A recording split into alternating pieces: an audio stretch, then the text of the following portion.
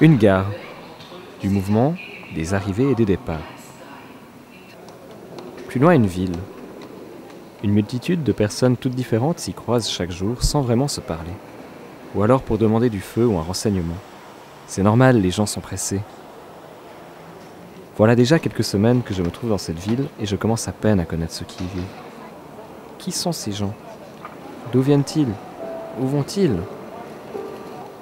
Et si je consacrais ma journée à parcourir les rues, à découvrir les places, à aborder les passants et à leur poser des questions pour essayer de comprendre qui ils sont?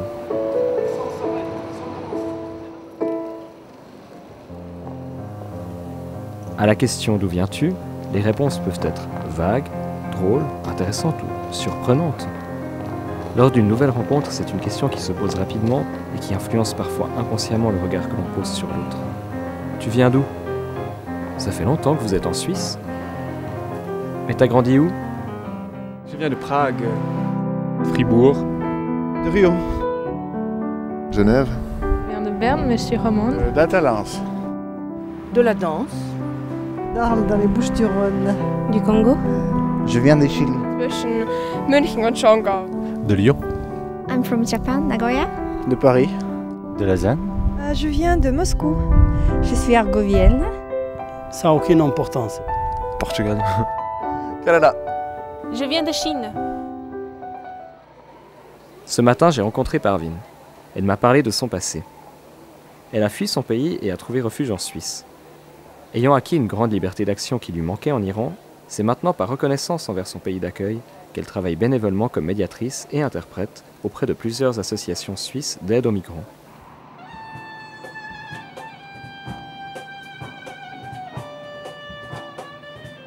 Quand j'ai quitté mon pays, je disais dans 2-3 ans, on est au pays.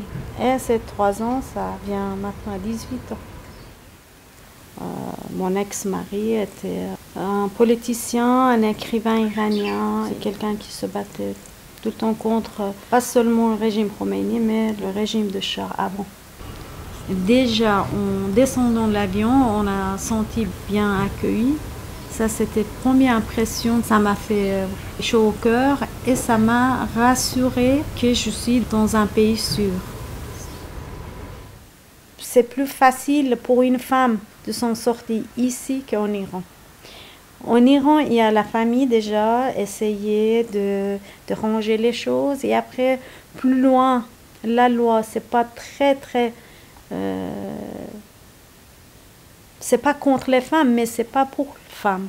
Pour moi, c'était vraiment une renaissance. Je me suis trouvée, voilà, c'est moi. Je peux décider, je peux faire je peux vivre comme je veux.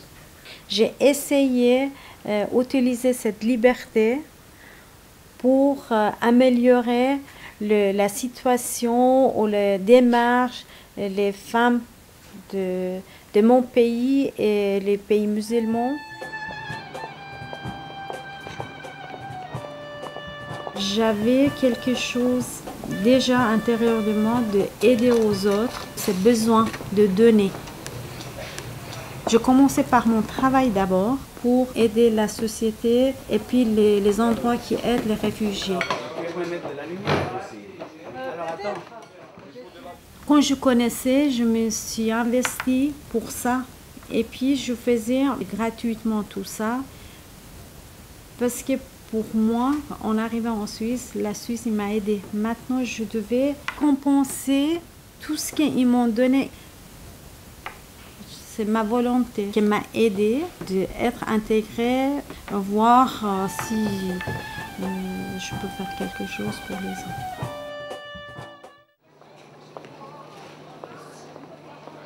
Plus tard dans la matinée, une femme m'a offert une vision inhabituelle de la migration. Brigitte est suissesse. Elle n'a pas fui son pays comme tant d'autres. Elle est partie en Afrique pour d'autres motifs. En l'écoutant, j'ai pris conscience du fait que les chemins entre les pays ne sont pas à sens unique.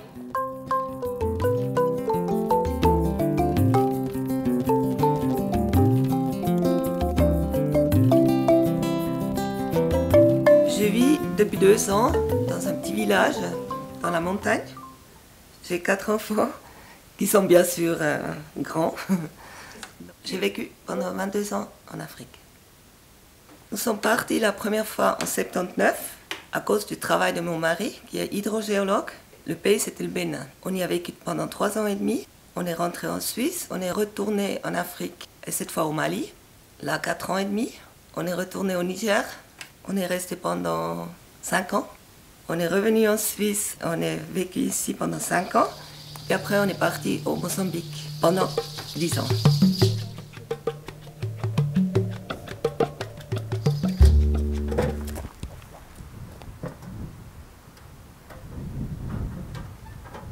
Je n'ai pas quitté la Suisse définitivement. C'est-à-dire, la Suisse, c'est ma patrie. Où je vais, je peux retourner. J'ai abandonné pour le moment. Enfin, c'est pas du tout le même sentiment que tu quittes, tu coupes, ou tu peux revenir.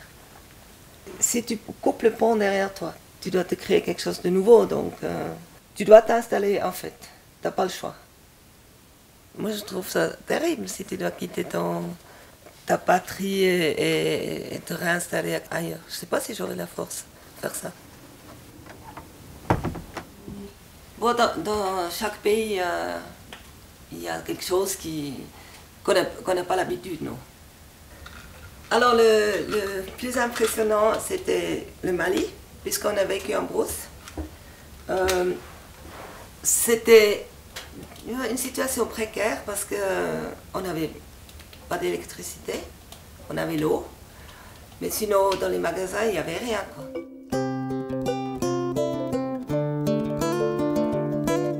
Je pense que quand tu travailles à quelque part, tu es obligé, pour communiquer avec les autres, tu es obligé d'apprendre la langue. Alors pour bien s'intégrer au Mali, on a essayé d'apprendre le dogon, et quand j'ai voulu pratiquer mon dogon sur le marché, et ça sonnait peut-être pas tout à fait bien, ils étaient morts de rire. Alors ils ont trouvé ça vraiment bizarre, donc j'ai arrêté. J'ai dit bon, je vais pas me donner cette peine s'ils ne trouvent pas bien. Je portais aussi mon bébé sur le dos. Je trouvais aussi hilarant, ça n'allait pas du tout. En fait, tu peux pas t'intégrer complètement. Tu peux être accepté, mais intégré non, parce que t'es autrement. Mais ça, c'était la même chose ici à l'ESA. Quand je suis arrivée, j'étais étrangère, si tu veux, parce que je ne suis pas née ici. J'avais mon accent, et je l'ai toujours. Et puis, quand j'ai commencé à faire les soins à domicile, ça tournait complètement. Pour moi, le retour en Suisse, c'était aussi l'abondance de toutes les choses qu'on a ici. La consommation, société de consommation aussi. En Afrique, quand tu avais une casserole qui était cassée, tu allais la souder. Les relations humaines sont beaucoup plus simples, plus ouvertes. Tu peux rigoler avec des gens. Ici, c'est quand même assez fermé. Chacun chez soi.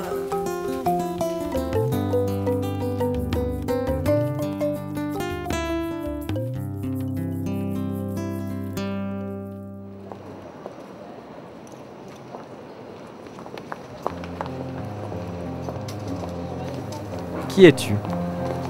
La manière qu'on a de se définir nous renseigne sur nous-mêmes et nous ramène toujours au présent.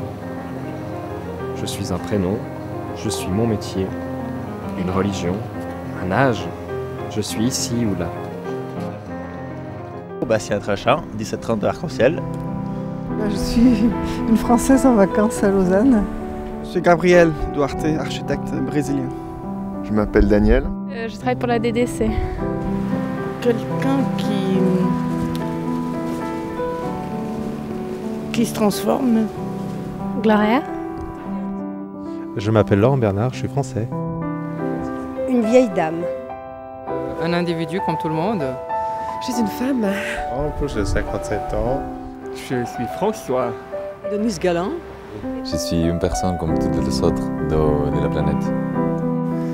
Je suis Xavier. Je suis Daï. Un homme. Sœur de Saint-Maurice. À midi, c'est un jeune artiste colombien que j'ai appris à connaître. Son quotidien est marqué par son passé, la crainte et la lutte, mais aussi par l'espoir. Il a quitté son pays malgré son engagement dans la résistance, car il avait peur pour sa vie. Il étudie maintenant l'art et espère pouvoir transmettre son message par cette voie. Moi, je suis plusieurs choses à la fois. Plusieurs choses. Ma culture, c'est la culture de la résistance, de lutter tout le temps pour avoir une meilleure condition de vie. Mais dans cette résistance, il y a aussi du rêve. Je suis colombien, je viens de la 12e ville de la Colombie, une ville que pendant les années 80-90 a été très violentée à cause de la violence du narcotrafic et la violence du gouvernement. En Colombie, il y a des gens qui luttent, qui vraiment luttent, qui font le travail de toute la société. C'est des gens qui font partie de la résistance sociale. Il faut qu'ils sortent parce que les gouvernements ils sont en train, même l'armée, de le chercher pour le tuer. C'est pour ça que moi, j'ai décidé de sortir. Parce que si je sais déjà que peut-être je vais être tué, pour moi, la vie, c'est plus important. C'est pour ça que moi, j'ai quitté mon pays, ça fait 5 ans. J'avais pensé de venir à la Suisse. Je pense que si on cherche la démocratie, peut-être ici, il y a un petit peu de démocratie par rapport à notre pays. J'ai fait bien d'avoir le statut d'étudiant. Comme ça, je pense que j'ai ma possibilité de retourner à mon pays, de continuer mon projet là-bas. Parce que je pense que le vrai rêve, c'est de rester dans ce propre pays, c'est de faire la lutte depuis ce propre pays. C'est ça qui me manque beaucoup. Qu'ici, je suis en train de faire ma formation, mais je n'ose pas par rapport à ce qu'il faut faire là-bas. Mais je sais que bientôt, ça va venir. Je fais ma formation, je peux avoir la connaissance, me va donner la possibilité de faire des projets sociaux en Colombie.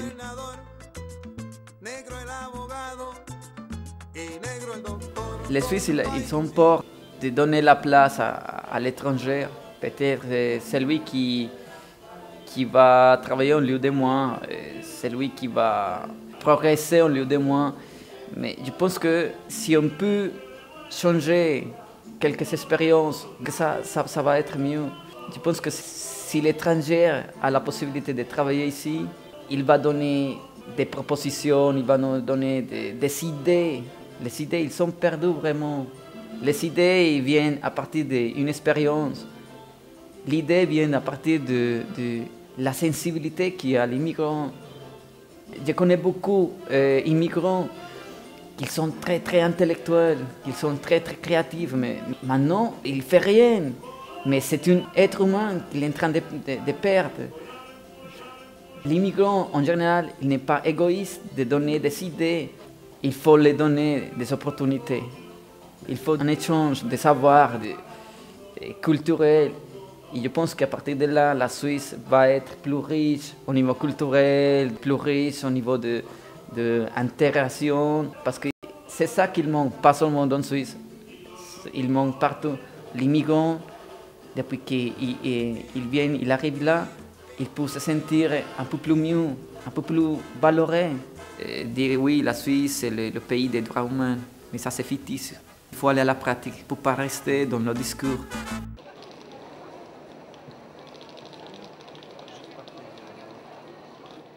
En début d'après-midi, j'ai appris quel était le présent de Barbara, étrangère dans son propre pays par la frontière invisible des langues.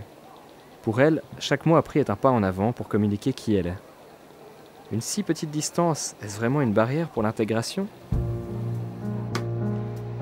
Ça, c'est le soleil qui représente avant tout moi-même, Barbara, et le Tessin. Le Tessin, la vie, la joie. Moi, je viens d'un petit village qui s'appelle Carona. C'est un village qui est tout près de Lugano, c'est 20 minutes en voiture. Je suis venue en Suisse romande il y a 1 an pour étudier, parce que je veux faire des études qui en Tessin, il n'y a pas les moyens de faire. Je suis toujours restée dans mon petit Tessin. Je ne vais pas non plus trop penser aux autres villes de la Suisse. j'étais là et puis tout se fermait là. Alors là, c'est moi, toute petite, et mon frère. Depuis que je suis ici, je me suis rappelée de l'amour qui nous lie. Et c'est quand on est loin qu'on s'aperçoit de combien on aime la famille.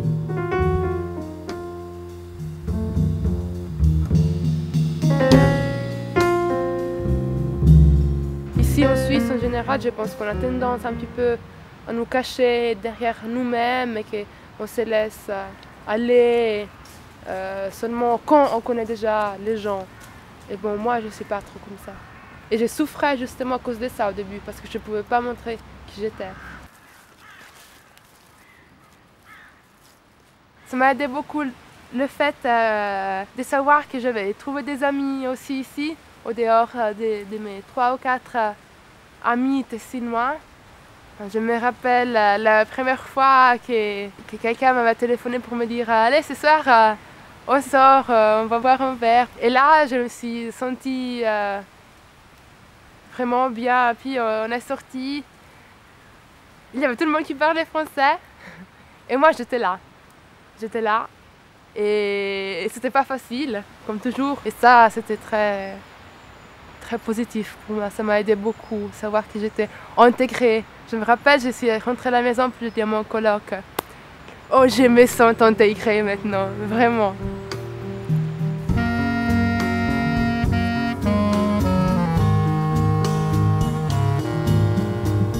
De toute façon, je veux dire que je me sens un peu étrangère ici. Mais au contraire de certaines autres personnes, on ne les voit pas dans mon visage, on ne les voit pas dans mon corps, on ne les voit pas dans mes gestes. Mais on les voit seulement du moment que j'ouvre la bouche et que je parle.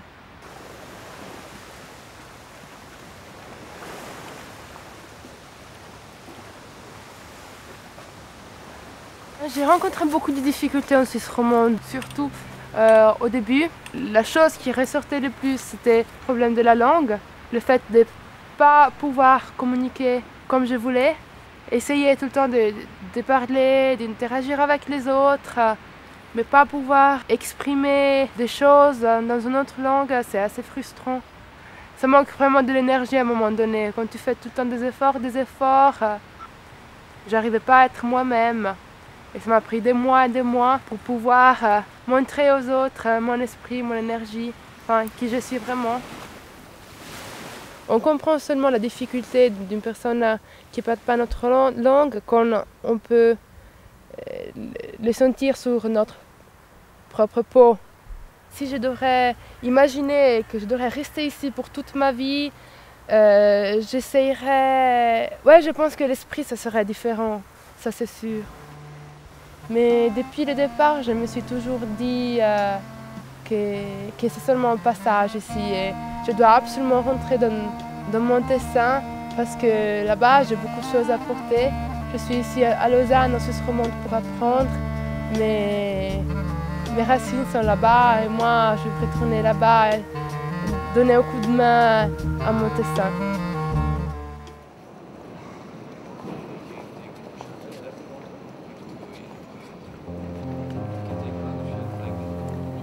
Où vas-tu? Que ce soit géographiquement, professionnellement, sentimentalement ou spirituellement, on s'efforce de trouver la bonne voie. Mais la vie nous réserve parfois des surprises et nous conduit aussi vers des terres inconnues. Je sais pas encore. À nulle part. M'approcher de Dieu. Un souper. Je vais à l'infinité. Vers une meilleure vie. Trouver un travail qui me plaît. Vers la vie. Je profite chaque jour. Quand on a un certain âge, je sais pas, on n'a plus de direction. Vers plus de réalité. Je vais vers le bonheur. Dans un autre monde. Là où le destin m'amène. Ouvrir mon propre bar plus tard, quoi. Et à l'office de la police des étrangers. À la fin de l'après-midi, j'ai rencontré un jeune couple de 2 cultures différentes. Conscients des difficultés qu'ils allaient rencontrer lors de leur vie commune, ils ont su faire des compromis et se montrer tolérants l'un envers l'autre. C'est maintenant au Sénégal qu'ils envisagent d'élever leur enfant. 2004, je suis partie au Sénégal pour monter une association. Et en fait, on a eu un coup de foudre. Après, on a dû expliquer ce phénomène-là à nos familles respectives. Puis ben voilà, on était confrontés justement au problème de double culture. L'importance pour nous, c'était surtout nos familles, parce que ben, c'est quand même elles qui nous soutiennent, c'est elles qui nous entourent, enfin, celle qui est là, quoi. Et, au départ, quand on a dit qu'on voulait se marier, c'était précipité. Ici, à Lausanne, toute ma famille se disait « mais attends, elle a pété un plomb, qu'est-ce qu'elle fait? Elle ne le connaît pas, elle est inconsciente ». Et du coup, j'ai aimé la réaction de mes parents parce qu'ils étaient très fâchés contre moi, mais ils sont venus. Et du coup, ils ont aussi pu découvrir le Sénégal. Et après, ma soeur et mon frère, ils ont aussi eu l'occasion d'y aller.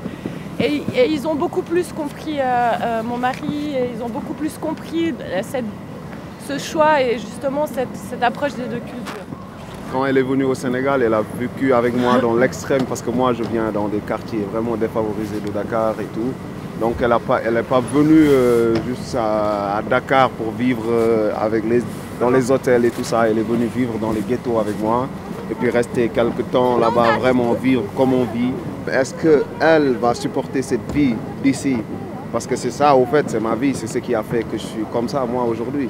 Donc est-ce qu'elle va accepter cette vie? Est-ce qu'elle pourra vivre cette vie? Il y a d'autres traditions, il y a d'autres coutumes, il y a une autre religion, il y a une autre philosophie. Et puis nous, ça nous aide dans notre vie de tous les jours de comprendre l'une et l'autre. Et je pense surtout le moment où on a un enfant et qu'on décide de l'éduquer d'une certaine manière, là on a vraiment ces questions qui reviennent au galop. Et c'est à ce moment-là vraiment qu'on doit être conscient qu'il y a une double culture. Et donc, qu'est-ce qu'on va lui apprendre, qu'est-ce qu'on va lui transmettre de cette culture et de l'autre. Quand j'étais enceinte, Witness m'a dit, pour moi c'est important que notre enfant il soit musulman parce que j'aimerais lui transmettre certaines traditions, certains écrits.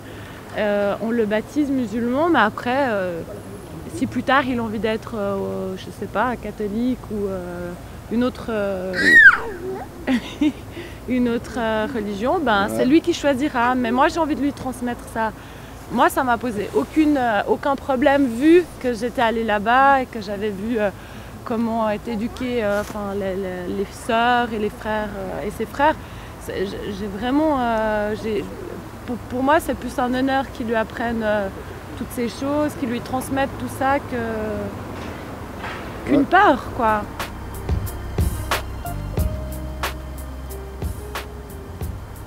Puis je me rappelle, je te disais au début qu'il faut que j'aille en Suisse voir et vivre ce que tu as vécu ici.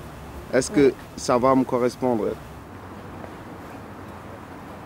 Mais le fait que je puisse venir ici et puis m'intégrer à ma manière dans ce système, pour moi, c'est quelque chose que c'est pas que je dois faire pour ma femme, mon fils, mais je dois le faire parce que c'est juste qu'on appartient à une terre et qu'on doit s'intégrer partout où on va, s'intégrer, s'accepter soi par rapport à là où on est.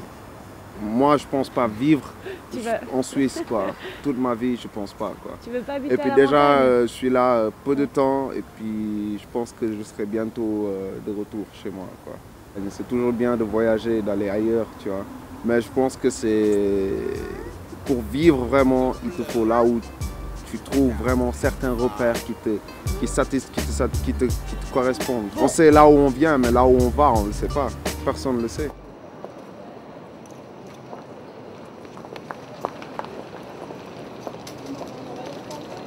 Toutes ces personnes que je croise, tous ces regards, toutes ces croyances, ces coutumes, semblent de moins en moins dépendre d'une origine culturelle unique et homogène. La rencontre d'une personne de culture différente est souvent accompagnée d'obstacles et la communication est parfois difficile. Mais je pense que le franchissement de ces obstacles est source d'enrichissement. Un peu de tout, quoi. J'ai beaucoup de culture. Germanique, porteuse de la culture russe. Mondiale. Culture parisienne. I don't know. Culture européenne et chrétienne. Citoyen du monde. Chrétienne. Une culture hybride. Diversifiée. C'est la culture de Rio. Multiculturelle. Tout. Du plaisir. La Suisse alémanique. Sur la culture de l'amour. Plurielle. Européenne. J'ai beaucoup de culture générale. Ma journée s'achève ici. J'ai entendu des histoires, partagé des tranches de vie. J'ai vu des êtres humains qui mènent leur existence dans une société de plus en plus métissée, où les distances ne se calculent plus qu'en une poignée d'heures d'avion. Une société où tout le monde communique avec tout le monde, de façon pacifique ou conflictuelle. Quelles que soient leurs origines, la raison de leur migration, leur langue, la distance parcourue ou leur vision du monde, les questions, les obstacles et le ressenti des 6 personnes que j'ai rencontrées sont étonnamment semblables.